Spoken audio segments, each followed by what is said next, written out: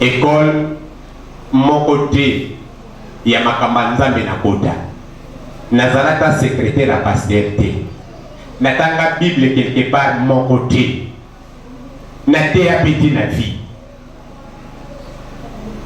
Amen. Est-ce que vous comprenez le logo? C'est que le logo ni de kosala kende nzambe asala ka mokandi abimisa ko ya takati na ngai. Alléluia, le Saint-Esprit. Dans la makina yo soki nando mona ndeni molimo mo santo asala ka te pa ina bato. Alléluia, mona ye à travers ngai naza instruit l'école mon côté. Batebe bataki papa ko lobaka makambo wana te. Soki na lobi ko te ndenge nini bato ko yeba. Prépare pe na lingai ko kendo tanga te. Pona nini po bato mokili ba appartenir na gloire makambo na osa oloka ka ko patana ki l'école na biso. Pour tu ir enseigner ye komoni ye atuka petaza enseigner. Alléluia. Ali bato mokili baso so pe moi gloire moko boyi. Non. Naza lokola Polo, naza lokola Mose. Nzambe abengaka bato na souveraineté na ye. Na lobite kenge bato fo bazala enseigner te nga yo moni te naza ko enseigner lelo. Donc yo oza enseigner. C'est possible pour ça passer la kabutuna mutuna lolenge na ye. Sans le Saint-Esprit, évangile ko zala maloba pamba pe ya pepele. Alléluia. Débien chapitre 1 verset 16 à 21. Izola tanga na botima. Talobaki mikolo na kotelema na séminaire oyo. Lokola papa oya pambolaka. Papa oya ye na bénédiction. Papa oya kendeke musala amemeli bana makoli. Et bana bazolanda pona kowelela mutu na mutu azwa oya ye. Mwana na nzambe zala ya kufungwama. Tika kokangama na échec na yo. Échec eza nzambe te. Échec eza Satan. Nzambe tanto apamelaka biso tozwa échec ko ezali ememaka réforme. Échec ko eza pona ko faire apprendre mutu. Échec ko ezalaka reculer pour sauter malade. Mais l'échec définitif existe kate pa ya nzambe na biso. Na lingina lendi sa mwana na nzambe nyoso azali awa azobika makamba bololo. Tika molimo mo santo a fortifié ye. Amen. Tika zaba pa molali. De Pierre chapitre 1, maintenant verset 16. De Pierre chapitre 1 verset 16. Écoutez. Na tangina kopolo. Ce n'est pas en effet en suivant des fables habilement conçues que nous vous avons fait connaître la puissance et l'avènement de notre Seigneur Jésus-Christ. Mais c'est comme ayant vu sa majesté de nos propres yeux. Quand il a reçu de Dieu le Père honneur et gloire. Quand la gloire magnifique lui fit entendre une voix qui disait: celui-ci est mon fils bien-aimé, Amen, en qui j'ai mis toute mon affection.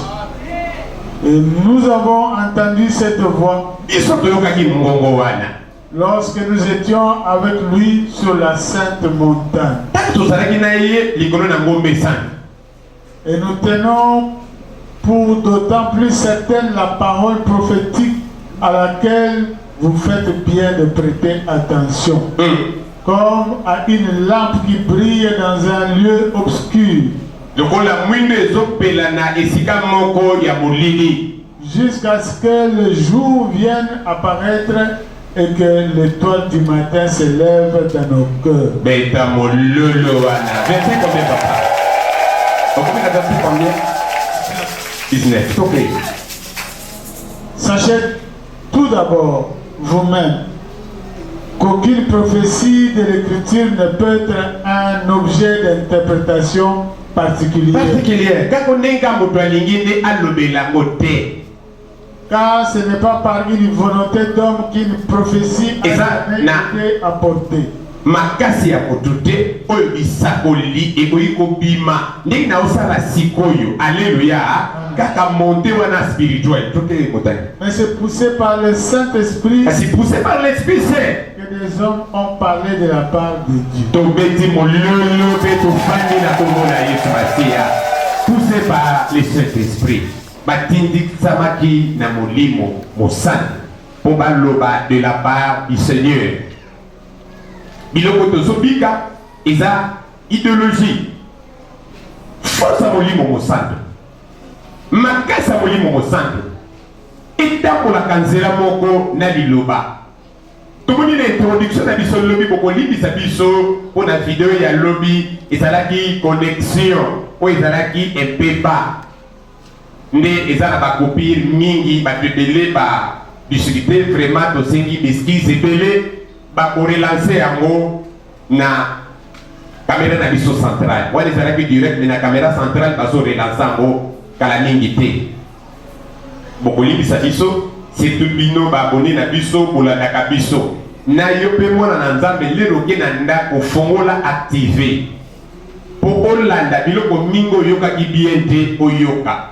Tolobaki na molimo mosantu toyekoli tri formule spirituelle na Saint-Esprit tomoni nzambe moko. Saint-Esprit nebandeli afandaki likolo na mai ye wana asalelaki basantu nyonso bakroya basakoli asalelaki bango na lolenge na ye amibimisaki ye moko amonanaki na bato. Tomoni mingi Bible ekomi l'ange de l'Éternel oyo tanto bande kozala représenté par lui-même et tomoni na phase ya mibale alati nzoto ya bomoto. Totakaki texte makasi lobi Exode 33 kuna epai nzambe azoyebisa Mose mpo Mose ebisinga molisaka nkembona Mose azalaki na posa mona nzambe nayaka wokaka na sa olekela nga na mipepe nde mona kona bamilinga oapenta ndenge nini fete posa na foi. Nzambe alobi moto akoki komona nga te bongo avivre omoni nzambe ekambaki mpo kufa nde eyebisaki Mose na ngolu na yo na ngolu na ngai nakoleka okomona ngai telema na libanga wana lere ngai nakoleka nakobombo na kati ya lidusu ya libanga nde na passage na ngai nakolongola loboko omona mokongo na nga. Amen. Nzambe afalisitaki Mose amona nzambe na deuxième phase na biso tolobaki Jésus-Christ afacilité biso pour te comprendre que nde molimo mosantu eya nzambe aza nzambe akoya kofanda kati na biso ndenge totalaki lobi na Jean chapitre 14 soki ozokoma yango mpe eza malamu.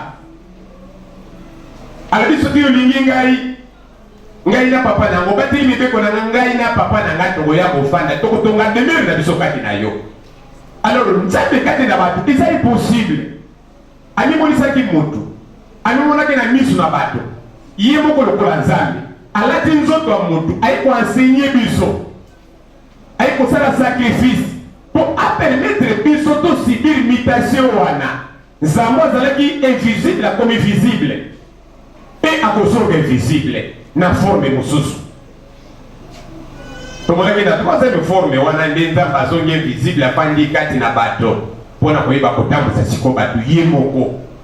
Nde omoni Yesu alobi malamu osakanila mwana na nzambe po mwana na nzambe aza nzambe na grâce na ye nzambe na pardon na ye. Jésus-Christ azo représenter incarnation ya grâce aye koenseigner bato aye kosolde lesali apesa vie epai na bato achange formule affaire esue satana oyo atelemaki na makasi na mikolo lekaki totangaki na Isaïe 14 oyo abaki kende ngai na kotonga ndako na ngai likolo ya ndako ya nzambe epai banzambe bakutanaka l'extrême orient balakisaki lolendo na ye mpe ndenge nini nzambe abwakaki ye na mabele.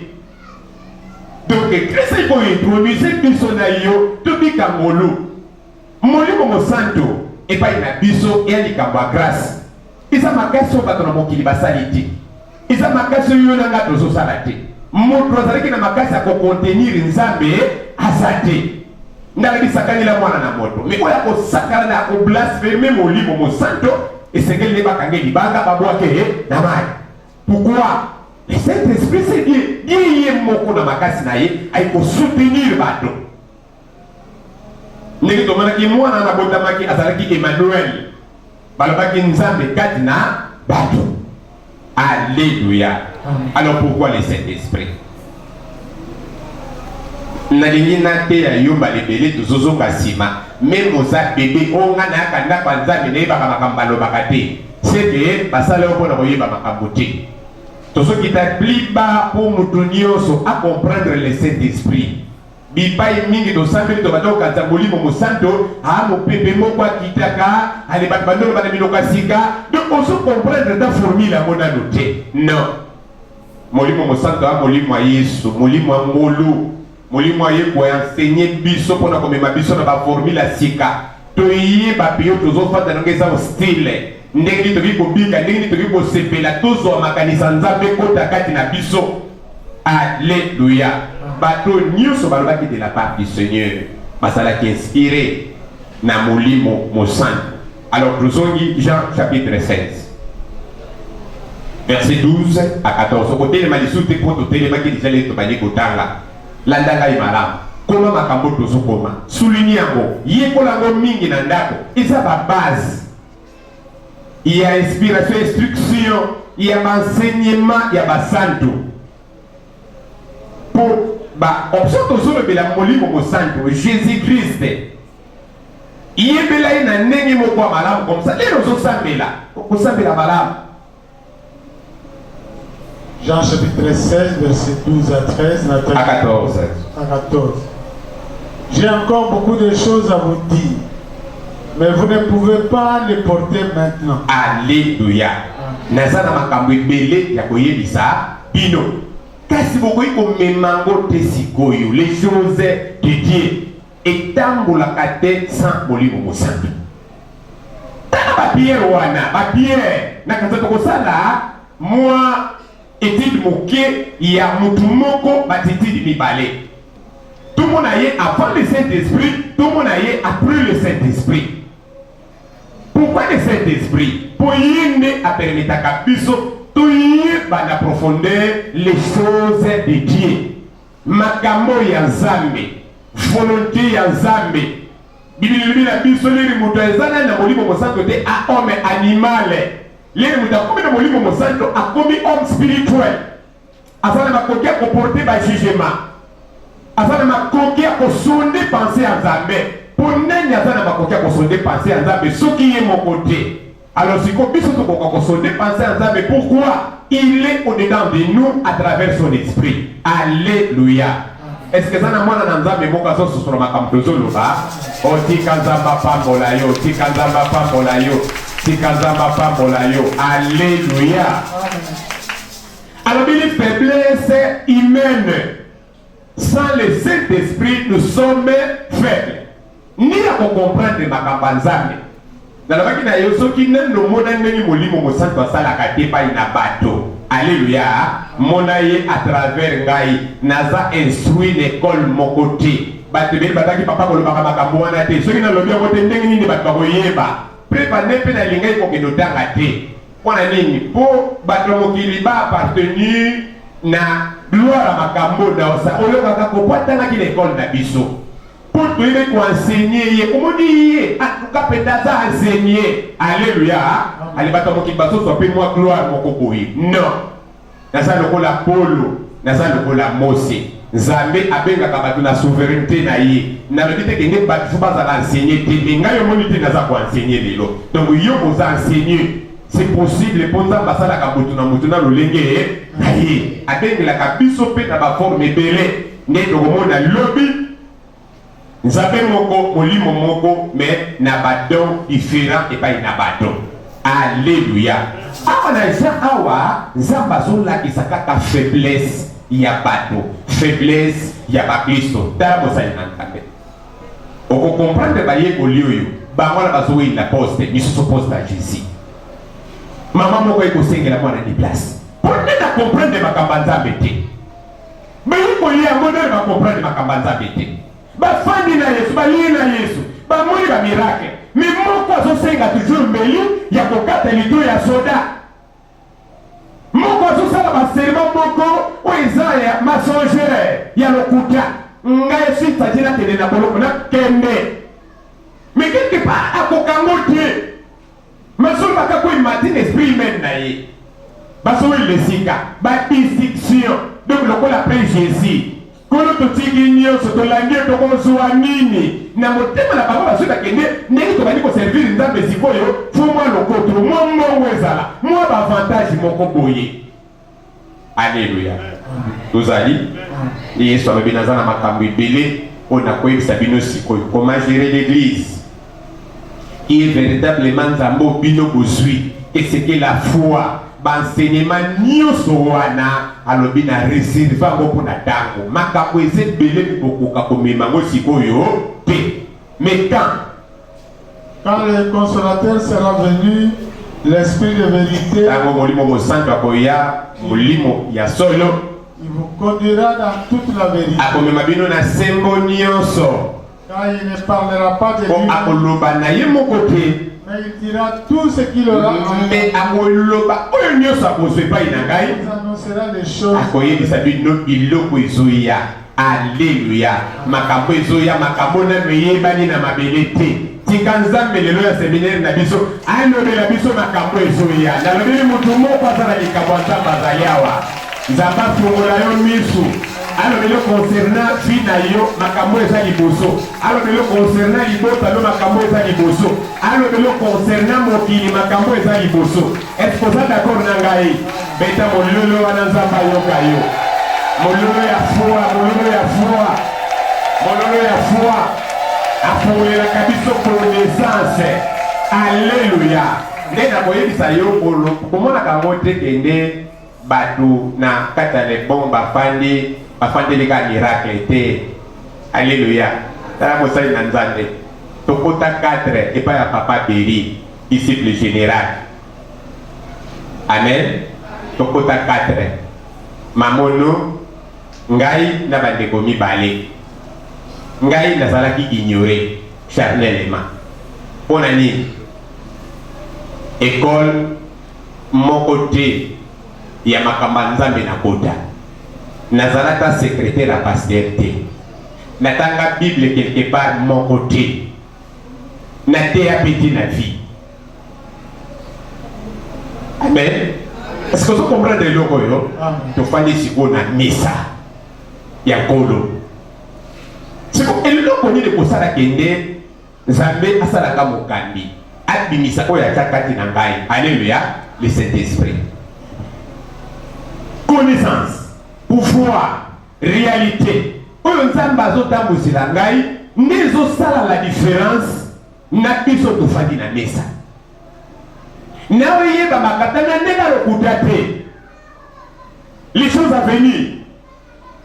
Disciple général na betaka lisolo leri ye bakangi tosana mazo tozo sambela tozo kende bisika nzamba solobela ngai meme mutu oyo aza liboso na biso akoyamba biso po afongola singa akoyamba biso te tokei ayambi biso te nzamba solobela ngai ndenge nini mutu wana koyamba biso po ndire ye te ndabenganaki biso lobi tokei ayambi biso nzamba azopesanga précisément mokolo oyo disciple général akobima na kasho na oyo akobima na kasho tozonga pokwa tokoya na meme mutuka toyibe wona lute mais biloko nezosalama. Alléluia. Nzambe azobetelanga lisolo asero no bandalera azala na 4 ans. Biloko asambela na bambula esilaka te. Nzambe apesi ngai formule moko ya mokuse.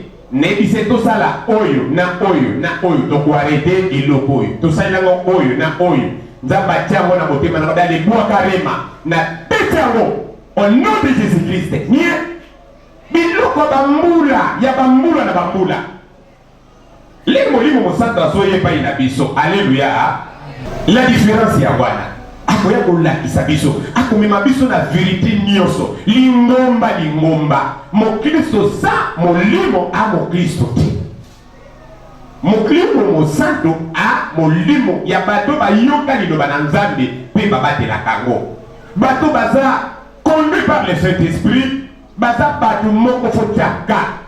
Le sango na bango, façon na bango de vie, le lingue na bango akoloba. Ponza mende alobaka travers bango. Na loba kesa na capacité. Pour na comprendre que ne yo oza l'esprit charnel. Esprit charnel na molimo mosanto etambolaka à peu près ndenge moko. pour molimo na mutu lobaka molimo na mutu sakolaka nzambe alobaki ne bandelier soit terre banana Israël nous sommes des dieux et c'est pour boyebi te kende nzambe alobaki kende nous sommes des petits dieux pona molimo souffle wana nzambe atiaki oyo etambusaka biso oyo eliaka oyo ekanisisaka biso na kati ya président mituka ezoya makambo ebele te eloko na kosala koboye likambo ndenge na komemela koko moto wana nyonso jugement ya nzambe mais le Saint-Esprit alléluia c'est autre chose. Est-ce que ça n'a pas pris ce mot à Zalia? Oh, mettez la main dans un débat. Vous avez aussi lecture. Il me glorifiera. À beaucoup misangai. Parce qu'il prendra de ce qui est en moi et vous l'annoncera. Et à vos oreilles, Zakati Nangai pour la boyer du Saka. Pino, on dit que nous sommes au foyer. Jésus n'a pas le babo. C'est très clair, c'est très simple. Nalina te yo mo libo mo santo na ba calculer le VD tu bi mieux comprendre à côté. Yesu azosolola simple. Même les disciples, des balabés qui nous disent qu'on sort de la mission sur la parabole. C'est complet comment comprendre makambo le banabiso. Abi singelina kende le ya boya na sana makambo ebele oyo bokoka ko supporter à côté. Akomi mabino na toute vérité. Molimo mo santo yende a rendre biso capable. Il y a pour défendre malobana nzambe il y a pour tatula ngole biloko na biso yinda zo mema biso na kosala ka miracle yinda zo ibisa biso mokalo na nzambe mona likambo yo tala ndenge okosalela na lingi totala bato mutu moko lelo 18h30 zana sunga biso nebi kinozo bakeni papa lo bakilo ko umela te alléluia bosana wana na sendo pardon et ce que le bina umela te pona bado umela déjà vous allez avoir tika nzamba pamolo ah ne mo libisa nga pena merci Seigneur mais batumi bali alléluia Matthieu chapitre 26 tout à la bobo ya bien verset 56 à 75 au combat Acte chapitre 4 verset 1 à 8 comment la différence il y a pas tout les balais pendant qu'on s'est dit le bananzambe toute l'action du Saint-Esprit et pas une moto asala makabebela ko loba na biso mais pour le moment tout ça n'a pas homme animal charnel to kokanan aussi pourtant voter pourquoi l'œuvre du Saint-Esprit n'a pas été à tout ça comme tout na biso à comme ça qu'enveloppe na biso capable il y a pour contenir nzambe pour na inspirer biso véritable prédication véritable Dieu véritable volonté à nzambe des personnages mutu moko totali na bangambo mibale amen. Matthieu chapitre 26 verset 56 à 75 56 à 75 mais tout cela est arrivé afin que les écrits des prophètes soient accomplis. Alors tous les disciples l'abandonnèrent et prirent la fuite. Amen. Osali awa landa malamu bango nyonso basalini batingiye bakini. Amen. Fallait cet esprit pourquoi pour la peur ya représailles de peur que bakokaka bango de peur que bakobeta bango de peur que basana na enveloppe fit acte wana totala kanale kokite ponzamba kota kati na bango pona ko bakisila bango nguya oyo yiso lobaki yango ne ko rendre bino capable ya ko contenir des choses spirituelles bakini toke mosana ceux qui avaient saisi Jésus bon basi baki Yesu les menèrent chez les souverains sacrificateurs bameni pa ba souverain sacrificateur Caïphe. Et les scribes et les anciens étaient assemblés. Pierre le suivit de loin jusqu'à la cour du souverain.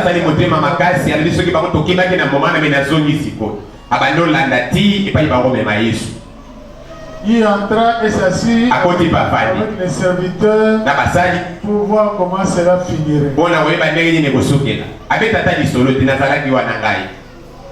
Les principaux sacrificateurs et tous les Sanhédrins cherchaient quelques faux témoignages pour Jésus, suffisant pour le faire mourir. Mais ils n'en trouvèrent point. quoique plusieurs faux témoins se soient présentés. Malgré tout, bah faux témoin et belé bah di maki pour tout tanga qui n'a pas na biso face à la agneau sans défaut. Petit fait mon anité. Enfin, il en vint deux qui disent. Les amis balé balo. Celui-ci a dit, Motoyo, alors baki. je puis détruire les temples de Na koi Dieu kotonga te pelo ko bomate pelo ya Nzambe. et les rebâtir en 3 jours. Et kotonga on a mikolo misatu. Le souverain sacrificateur se leva et lui dit, ne Le réponds-tu sacrificateur pas? a télé par le bini ozolo bate. Qu'est-ce que ces hommes déposent contre toi? Hako défendre ndenge nini po eko défendre yo. Faut ba condamner, moyen de défendre et ça te pas ba tala ba moka. Jésus garda le silence. Pas de silence imien. Et le souverain sacrificateur prenant la parole dit, je t'adjure par le Dieu vivant de nous dire si tu es le Christ, Sokoza Fils de Dieu. Yesu biso ko mwana na Nzambe. Jésus lui répondit, tu l'as dit. Olobian. De plus, je vous le déclare, Bino. vous verrez désormais le Fils de l'homme assis à la droite. Il est dit dans mon makasi. Pourquoi ils étaient charnels? Bakokaki ko assimiler prophétie oyote. Mwana na moto. Baso comprendre te. Mwana na moto donc Nzambe po akotama ki pa ya Maria ndako mi mwana na moto. Baso comprendre la moto afin de la droite du Père. Donc baso kanisa Nzambe wana donc moi muto ya kino kofanda na loboko. Non. Pas sous la bilamba. Pas comprendre que de cette fois-ci muto a démon. Faut to bomaye. Pourquoi? Sans instruction spirituelle. Basala que nous faibles, les enveloppes n'a pas ça faible, makambanta peut-être dit makamakasi. Pour comprendre la boppe na malamote. Na kanta to komo na batumi parler de Zubier, to kota la vie ya Paul. Malgré tout elle n'a pas son amoni poussani, peut-être pour lever la molicolo, to lever la colobi. Et venant sur les nuées du ciel. Alors le souverain sacrificateur déchira ses vêtements là-bas, disant, il a blasphémé. A blasphémé lui pas comme kuta. Qu'avons-nous encore besoin de... Voici, vous venez d'entendre son blasphème. Que vous ensemble, ils répondirent, il mérite la mort. Là-dessus, ils crachèrent au visage et lui donnèrent de coups de poing et de soufflets en disant, crie, prophétise-nous, dis-nous qui t'a frappé. Mais si humilié. Cependant, Pierre était assis dehors. Pierre a fait une banda. Une servante s'approcha de lui et dit, mon servante, moi, na moi aussi. Abimi di bosonaye, alobeni. Toi aussi, tu étais avec mais il y a plus de banda au monde. Il y a tout le monde. Na mutua na Galiléen. Mais il est nia devant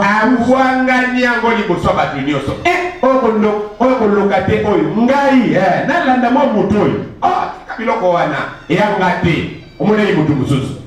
Disant, je ne sais pas ce que tu veux dire. Alléluia.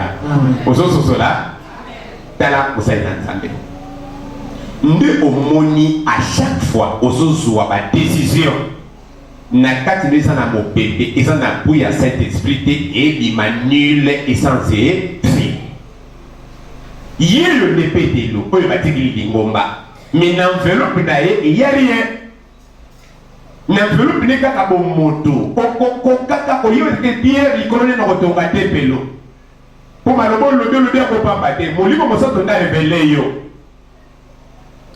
awa tala ndenge azowanga na mokonzi ya lingomba ye nde base ya ministère ye nde faut enseigner papa même ya bapôtre ye nde faut enseigner lingomba qu'est-ce que Jésus aza incapable ya koassumer bafonction na ye mais azoréunir Christ. Alléluia.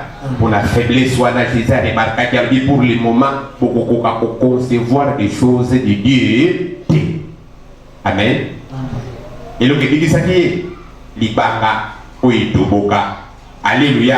Pour la contenir molimo mosanto Yesu ami côté cela yona mwana sibir kada Nzambe isati. Sur place pas qu'on passe le diplôme na yiti. Bien. Ouangani allez kende. Batata ate bazweta matière kwa batie na sika Pierre. Mais non. Nous allons permettre de comprendre période de faiblesse. nde ayebisaki Petelo nzambe Satana sengi pa nyata yo nasambelaki mpo na yo mpo faillire te mais yo kokoma makasala nini sambela mpe mpo na baninga na yo tala makambo nzambe bango ndenge etambolaka estce moglise moko akobeta maboko azali awa beta maboko mpo na Yesu mpo na paster te. Alléluia. Deux personnages. Alors qui t'applique pas pour toi qui est plus loin. Amen. Pour ne les raster à wangani après Alédi. 3 fois. Attends, balamoka explique aux autres que aya mudo na wangani te. Na dia kini na panda kini na eto solo la kini na beta kito le bi ne na wangana na okuka lukuta ba mona kinga sala kingai. Personnage ni bali. Awa avant le Saint-Esprit. Si vous toquez après le Saint-Esprit, acte 4. Chapitre 4, verset 1 à 8.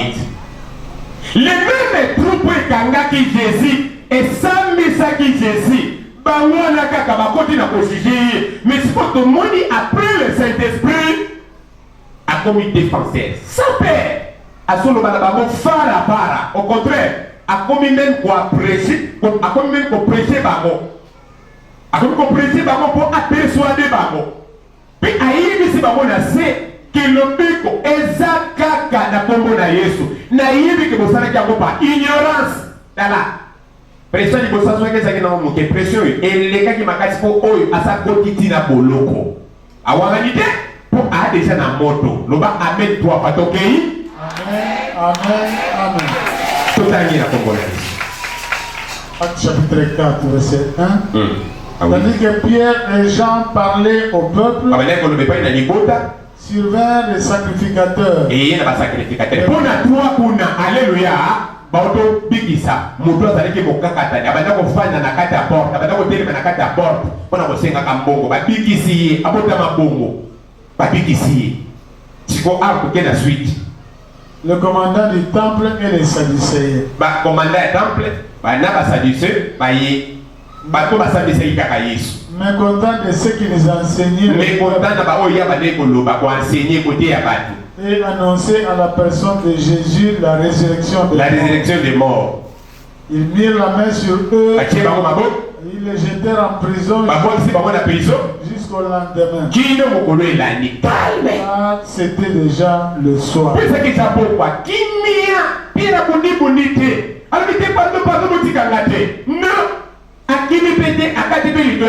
Pourquoi? Bah chose à ça déjà d'intérieur et ils sont redressés. Ils sont là qui se même le leveni na quoi agir. Amen. Amen na bolo.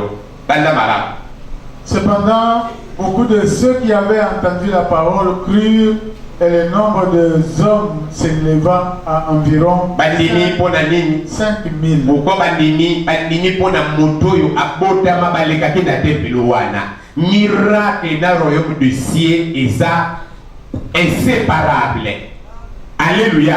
Okoko kapo langote ekangama puyimo konzabe poto ndimaye soka yake kaka na nzoka bomoto mutainga yo kilasati ila fala sala kama démonstration pe alobaki batu nyuso bakondimela ngamba kosala minene koleka oyo na sali. Alléluia. Miracle benda kabatu makambo nzamba sala kabiso ke yeba kakos même ofandi wana lelo ni église pona basango pona makambo nzamba salela yo ndeza kape makasi yo na ngapona kosambela ka nzambe wana bomoi. Amen. Le lendemain, les chefs du peuple, les scribes s'assemblèrent à Jérusalem avec Anne, le souverain sacrificateur, Caïphe, Jean, Alexandre et tous ceux qui étaient de la race des principaux sacrificateurs. Dans la réaction, on coupe sa réponse yomoko. Namotuno bakotuna Pierre. Ce qui est qui peut de l'eau, il y a avant le Saint-Esprit. A dit les niggas à la gengeni.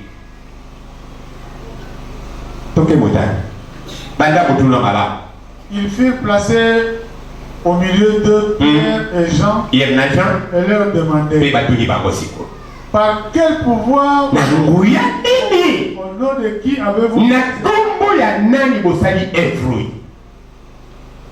la réponse. Alors Pierre rempli du Saint-Esprit. Alléluia.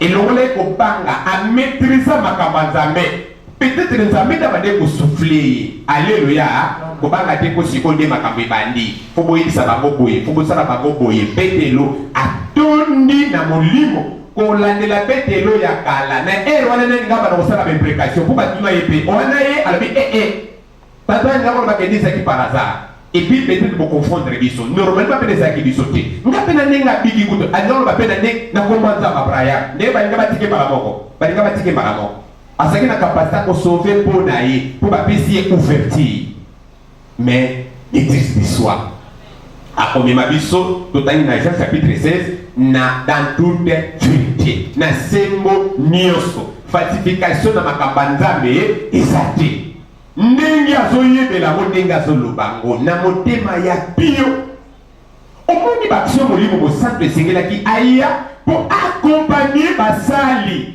accompagner bakristo na basitation oyo na connaissance efanda na koyeba kose défendre na koprêcher bato comme wa Christ sans le Saint-Esprit évangile kozala maloba pamba pe ya pepele alléluia yoka biloko apôtre sikoyo bapesi piste ayeba kodévoiler sikoyo molimo mosantu atoni kati na ye ale exploser barema abandi siko koloba yoka prédication ezala makasi prédication le na yoka kango alléluia na swa kango ndakisa na mona balokole ezosala na misu na ngai chef du peuple et ancien d'Israël yoka biloba maloba sikoyo bato mabota telemi badoloba oyoka. Nous sommes interrogés aujourd'hui sur un bienfait accordé à un homme malade afin que nous disions comment il a été guéri. Sachez-le tous et que tout le peuple d'Israël le sache. Les sache. Avec assurance. C'est pas le nom de Jésus-Christ de Nazareth crucifié et que Dieu a ressuscité.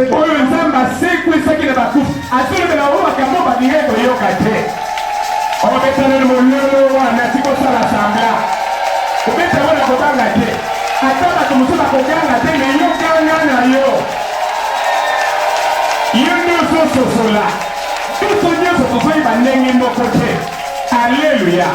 Dans l'action du Saint-Esprit, sans foi wana. Yango Yesu dit que bakotala avantager, isingilika kana kinde. Yakotinze na bino ye.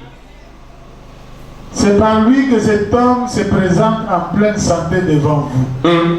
Jésus est la pierre rejetée par vous qui bâtissez. Yoka biloko. Alléluia. Akota bamona moda moyeba kange pe munoko isaiti spirituellement nazo sosola. Molimo mosanto le rakoti kati na mosali le razoloba asalaka nini aperçoadaka mitema bato bayoka malamu discours mulai ya koblasphème batikili ntango alobaka nde kaka seke bazalaki flatté alléluia bazalaki flatté et qui est devenu la principale de l'angle. Il n'y a de salut en aucun autre car il n'y a sous le ciel non qui est été bina mabele ena kombo mosusu te oyo epesameli bato change nzambe alléluia soko sambelaka yesu te bombola nzambe na likolo na mabele oyo ya nzambe eya na kombo mosusu epesamela bato te po babika soki kombo ya yesu tala pa respect totelemi tobeta mololo beta mololo na kombo na yesu alléluia. Nani mokonzi na biso beta lisusu mololo mpona yesu wana ye kaka na bomoi na yo yesu kaka na vi na yo yesu kaka zongiselaka nga yesu kaka na libota na yo po yobika liloba na nzambe solo pokota lola popika contre baforce de mal polonga bitumba bomoi na yo tala beta mololo ya réjouissance nzambe nanga pambola bino nzambe nanga sala bino bilembo nazoloba ngo lokola mosei na nzambe oyo atondisa bino molimo mosantu tika nzambe apesa bino bavictoire oyo bolonga nano apesa bino makasi bino bozangaka asala bino bilembo liboso bayini na bino bolobela bango makambo nani boloba te nazolobela motai moko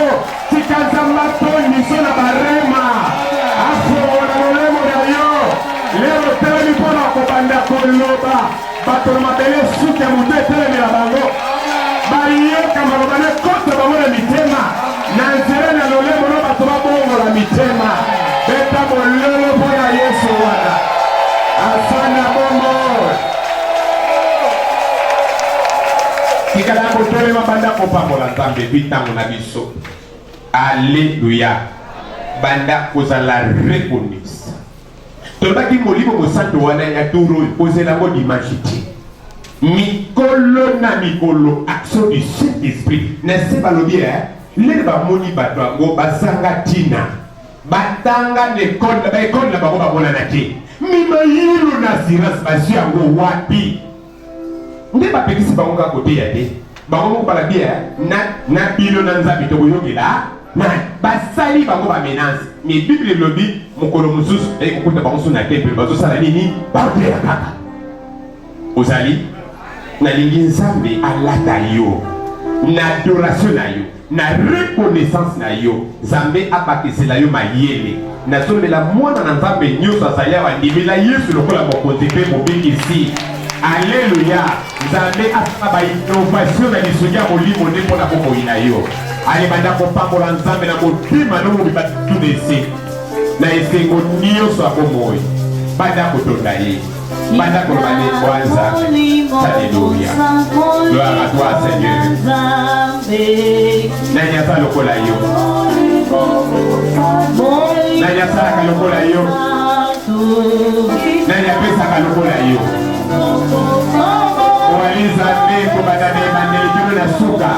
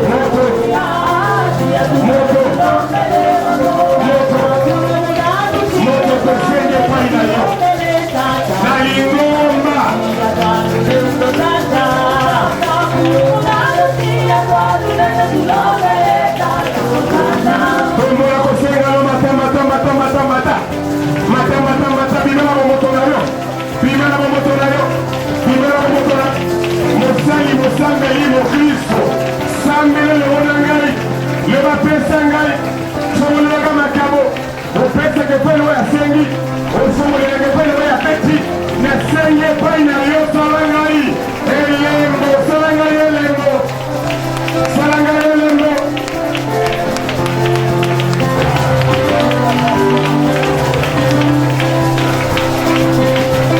kimia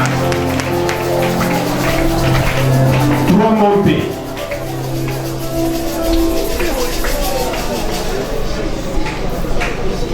trois montées Jésus bibilai na makasi ofandinie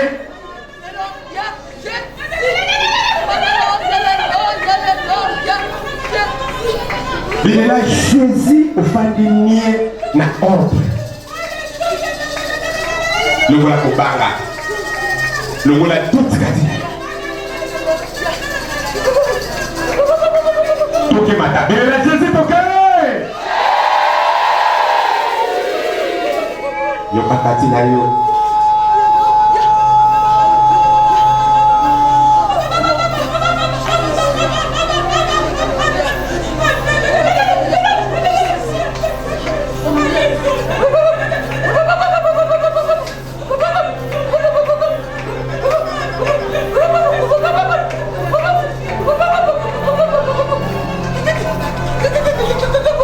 wanolingaki mokili olataki biso na pamba te natelemi liboso na bango Jésus mpona koprêche bango kaka oyo espiraki epai na ngai okomaki yango na babuku na yo lakisa bolingo na yo na lingomba kolo toza pamba tokolonga te na se na mabele oyo elingomba no ekokola te fongolela biso Yesu fongola basakoli lolemo na bango batei maloba présence na yo permanent na bomoi na moko na moko oya ndimelo lokola mokonzi mpe bobingisi makambo ya kolota makambo ya koloba de ta part bato nyonso ezala complete na lingomba na yo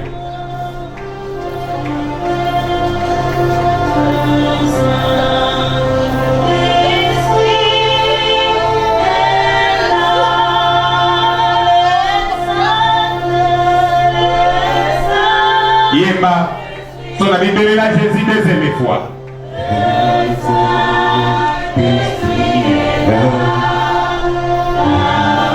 Jésus. Comme la mission à l'icolo mokonzi. C'est la mona mutima na yo. Mungu la paix. Kubimisa bimisa makanisa na yote.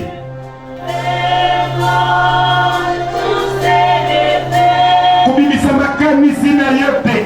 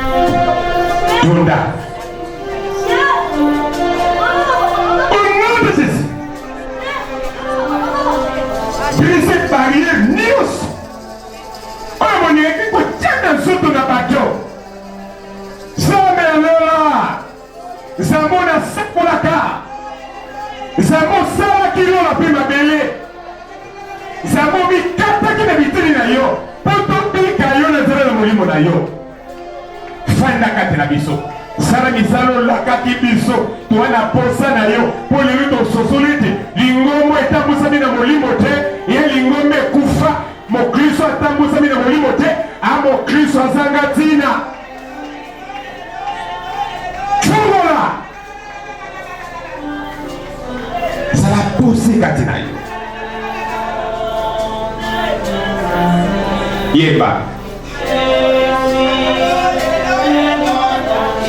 Yemba. Yemba. Grand jour s'est levé. Mon livre, mon santo, azali awa. Tomola mon le reflet, bisonyos. Yemba, vous êtes dans mon bimba. Priez-la. Jésus. Brisez la paix. Chassez l'obscurité, Seigneur. Lâche ton esprit, Seigneur. Libère ton onction.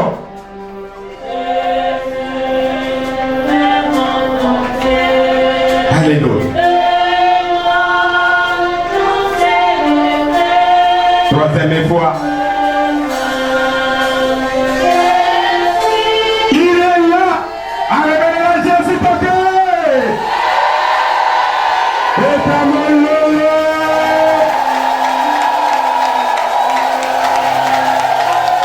Alléluia. Le quoi ma kelele. Le quoi mon pépé. Le quoi mon pépé. Bakangama kina kati ya ndako. Bamona qui voit ça, le lève la moto du colonel sur le babo. Au nom de Jésus-Christ, l'esprit de Jésus, l'esprit de Christ, mon livre de jamais, à Christ-toi.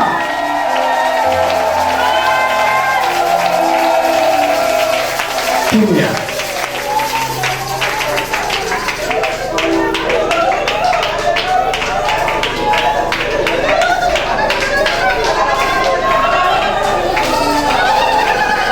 Au nom de Jésus. Akita. La vie. La vie. Au nom de Jésus.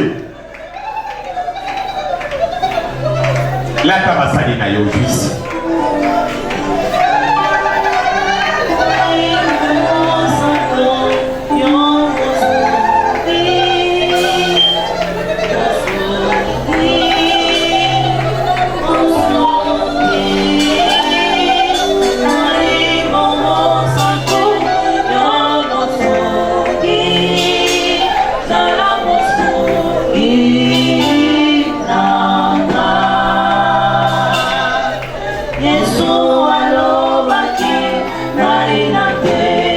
Corona mutuye bato katalosa mora biso.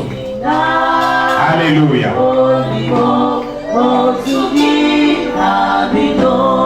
Olobaki akoko kisa mokonzi. Toteli lobana yo sala bona bomo inabana na yo. Bayo bazalaki makasi ya koloba publiquement. Bakobaki makasi ya kotémoigner kombo na yo. Ezalaki bilaka na yo muya wana ekokita tokozala batémoin na yo. Asala yo elemo. Asala yo elemo. Elemo nyonso nzambe ata kati na yo sala misala na ngo na kimia. Alléluia. Jésus. Yo mosungi. Au nom puissant de Jésus-Christ. Reçois. Reçois la force.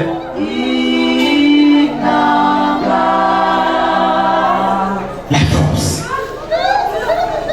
Nguya wana Yesu. Et pas il bazana ba capacité moke augmenter à vos Seigneur. Isaïe le kola na solo mais mon kolona ba bika ki yo na chambre haute. Kolo to ligito bika yo. Lingombe ningana moko na moko a se retrouver na lisungia molimo na yo. Il le pesa ki moko lokola ba trésor. Et moni se pas comment. Kolo na pa pour les combat. Na pamboli ba santu nyonso na sena zete na madini. Oyo bazona ndabiso na bililingi. Oyo bazoka biso na musika ndenge tozoloba. Pe oyo bafandi liboso etumelo na yo. Bazala peni molimo no mosanta tambusa bango na ba dimension mosusu. Na kombo na Yesu ndetolobi amen. Beta mololo pona nzambe wana.